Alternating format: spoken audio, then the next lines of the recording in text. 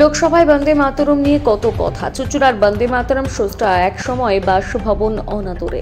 ভবনের সামনে সাহিত্য সম্রাটের আবক্ষ ছিল খোলা আকাশের নিচে। পুলিশ কর্মী তাতে আচ্ছাদন দিলেন। দায় ঠেলাঠেলি তৃণমূল বিজেপির।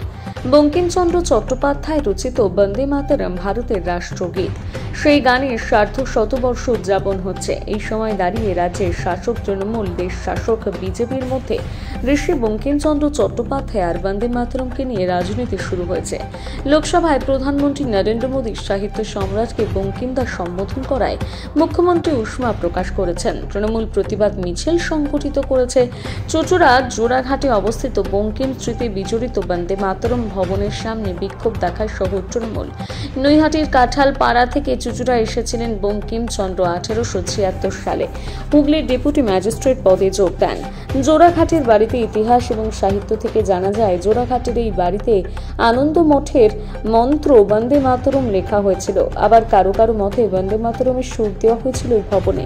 তবে এই দাবি নিয়ে দ্বিমত আছে। তবে মত যাই থাক, বঙ্কিমচন্দ্রের এই বাড়িটি বন্দে মাতরম ভবন নামে পরিচিতি লাভ করেছে।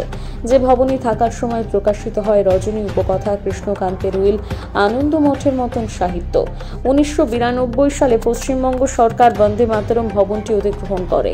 সংস্কারের অভাবে প্রায় ধ্বংসপ্রাপ্ত হওয়ার মতন অবস্থা হয়। 1998 সালে ভবনটির সংস্কার হয়।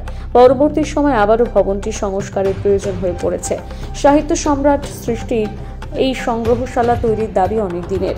সেসব কিছুই হয়নি। বঙ্কিম আবক্ষ ছিল খোলা আকাশের নিচে অনাদরে। স্থানীয় পুরসভা বা প্রশাসন কেউ উদ্যোগী হয়নি। চন্দননগর পুলিশের কর্মী সুকুমার উপাধ্যায় আবক্ষে আচ্ছাদনের ব্যবস্থা করে দেন। মালা পরানোর জন্য সিঁড়ির ব্যবস্থা করেন।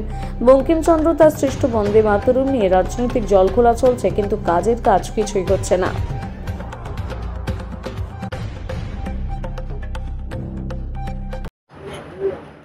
না, আমার মনের একটা ইচ্ছা ছিল যে এত বড় মনীষী, এখান থেকে বন্দে মাতরম রচনা হয়েছিল, তো যদি একটু সামান্য কিছু করতে পারি, সেই চিন্তাধারা নিয়েই আমি দেখলাম যে দেখতে খারাপ লাগছে।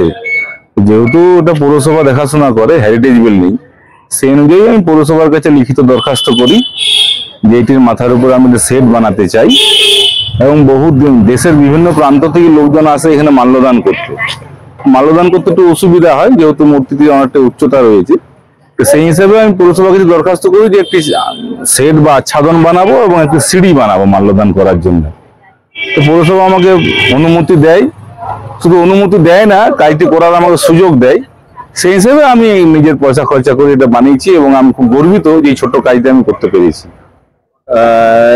যে কাজ একেবারে পুরসভার বা পুরসভার দপ্তরের আধিকারিকদের বলার কথা ছিল, তাদের কি এখানে উদাসীনতার কথা এটা এরকম কি মনে হচ্ছে? না, আমার নিজের মনের ইচ্ছা ছিল, ওনাদের কাছে আমি আবেদন জানিয়েছিলাম, ওনারা আমাকে পারমিশন দিয়েছেন, অনুমতি দিয়েছেন করার জন্য। আমি করতে পেরেছি, আমি খুব আনন্দিত। আপনার পরিচয়টা বলে দিন। আমার নাম সুকুমার উপাধ্যায়। এটা লোক দেখানো, সেন্ট্রাল গভর্নমেন্টের লোক দেখানো একটা আলোচনা। সেন্ট্রাল গভর্নমেন্ট এবং বিজেপি সরকার বাংলা বিরোধী, বাঙালি বিরোধী। বাংলায় যে চুঁচুড়া, হুগলি জেলার চুঁচুড়ায় যে বঙ্কিম ভবন আছে, যেখানে বঙ্কিমচন্দ্র এই বন্দে মাতরম লিখেছেন, সেই ভবন ভগ্নপ্রায় অবস্থা। সেটা নিয়ে সেন্ট্রাল গভর্নমেন্টের কোনো মাথা ব্যথা নেই। যা মাথা ব্যথা হুগলি চুঁচুড়া পৌরসভা এবং রাজ্য সরকারের। আমি মনে করি এটা ভোটের আগে একটা চমক। বাঙালি এবং বাংলা বিরোধী এই সরকার, এদেরকে ধিক্কার জানাই। বিভিন্ন রকম আলোকপাত করছে কেন্দ্রে বন্দে মাতরমকে। দেখুন, এখানে 2021-এ নরেন্দ্র মোদী ব্যান্ডেলে ডানলবে একটা সভায় এসছিলেন। ওই যে শিখানো বুলি, বাড়িতে পাখি পুষলে তাকে সেখানে যেমন কথা বলে তোতা পাখির বুলি বলে গেছিলেন যে বন্দে মাতরম হাউসের জন্য অনেক তার দরদ আছে, সে তৈরি করবে।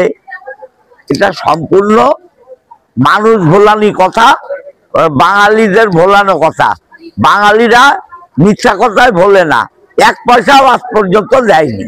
দেখুন, বন্দে মাতরম সমগ্র ভারতবর্ষের চেতনার মূল মন্ত্র। বঙ্কিমচন্দ্র চট্টোপাধ্যায় আজ থেকে 150 বছর আগে এই গানের রচনা করেছিলেন একটা জাতিকে জাগানোর জন্য, এবং যে জাতি স্বাধীনতা আন্দোলনে আত্মবলি প্রদত্ত হয়েছিল একাধিক ব্যক্তি। তো সেই অমোঘ মন্ত্র সার্ধশতবর্ষ পালন হচ্ছে সারা দেশ জুড়ে, এবং আজকেও লোকসভায় এই বিষয় নিয়ে অধিবেশন হয়েছে, তর্ক বিতর্ক হয়েছে। বন্দে মাতরমকে এক সময় ছোট করে দেওয়া হয়েছিল, অর্থাৎ তার যে গানের যে লিপিগুলো ছিল, অর্থাৎ যেটা সম্পূর্ণরূপে প্রকাশিত করতে দেয়নি সেই সময় কংগ্রেস সরকার, কারণ তারা চেয়েছিল বন্দে মাতরমের একটা বিশেষ অংশ সেটাই শুধুমাত্র জাতীয় সঙ্গীত হিসাবে বিবেচিত হোক বা আগামী দিনে সাধারণ মানুষ জানে।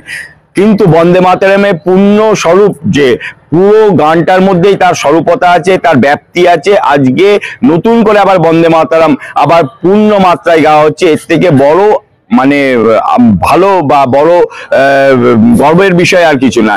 আর এটা রাজ্য রাজনীতি না, বন্দে মাতরম দীর্ঘকাল ধরে মানুষের চেতনা জাগানোর মন্ত্র, জাতীয়তা বোধ জাগানোর মন্ত্র।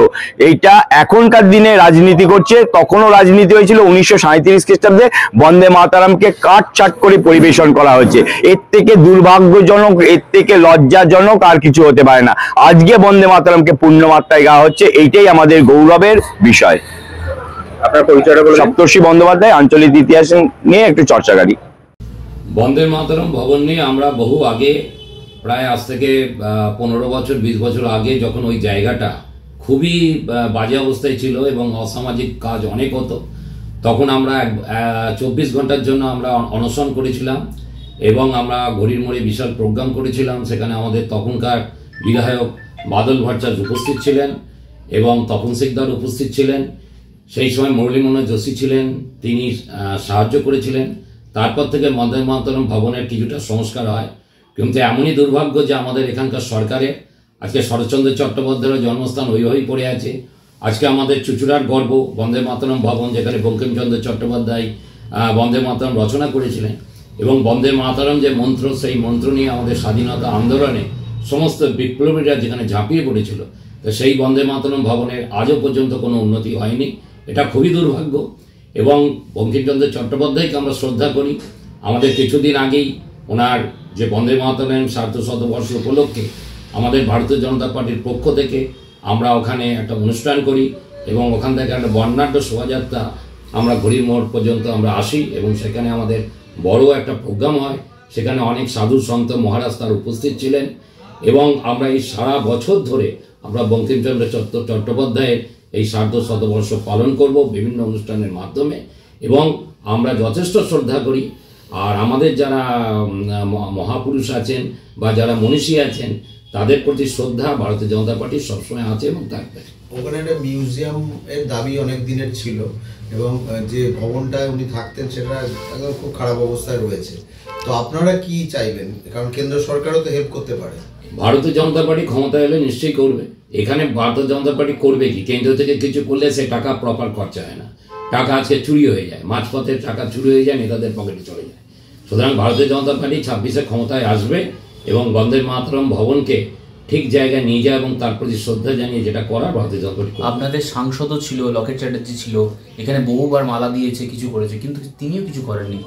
কিছু করেননি মানে করার স্কোপ পাওয়া যায়নি। এখানে তো অনেক মানুষের ছবি আছে এবং যাদের জন্মস্থান আছে, তাদের কোথায় কি হয়েছে, কিছুই তো হয়নি। আজকে তৃণমূল সরকার আমাদের যারা বাংলার যারা মনীষী আছে তাদের প্রতি কি শ্রদ্ধা দেখিয়েছেন আজ পর্যন্ত বলি।